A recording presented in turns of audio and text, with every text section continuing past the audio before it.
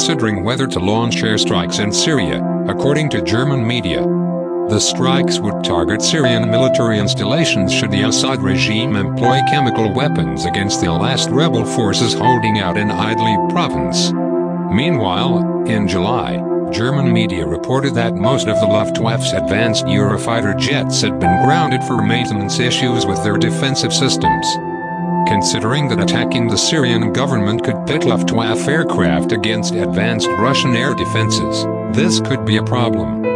Germany had previously ruled out joining the US-British-French air campaign in Syria.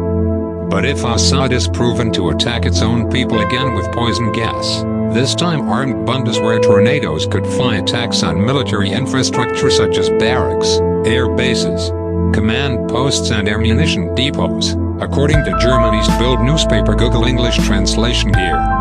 The tornadoes would fly joint missions with the other coalition partners. This would be the first time that German aircraft would drop bombs since the Balkan Wars of the 1990s. To be fair, German Tornado jets have already been flying reconnaissance missions over Syria, even though they can't fly at night.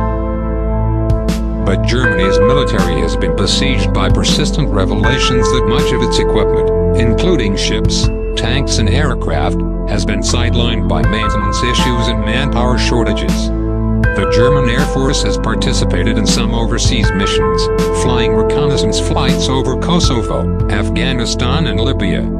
But the German public and government are reluctant to become involved in wars, a legacy of history not helped by the fact that modern Germany's Air Force is still called the Luftwaffe, literally air weapon.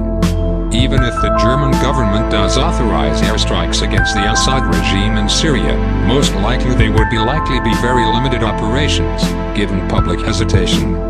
But this still risks a confrontation with the Syrian government's ally Russia, which has troops, aircraft and air defenses in the country.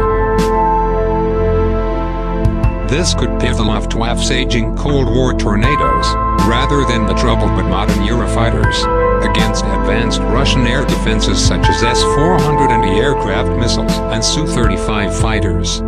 Presumably the German planes would be supported and escorted by US aircraft, but the Luftwaffe would be facing an advanced air defense system for the first time since the Cold War or the Battle of Britain. Shooting down a Luftwaffe aircraft might provide a certain satisfaction to Russia, after the pounding it experienced from Hitler's Air Force. But given existing tensions between Russia and Europe over Ukraine and the Baltic states, a military confrontation would be in nobody's interest.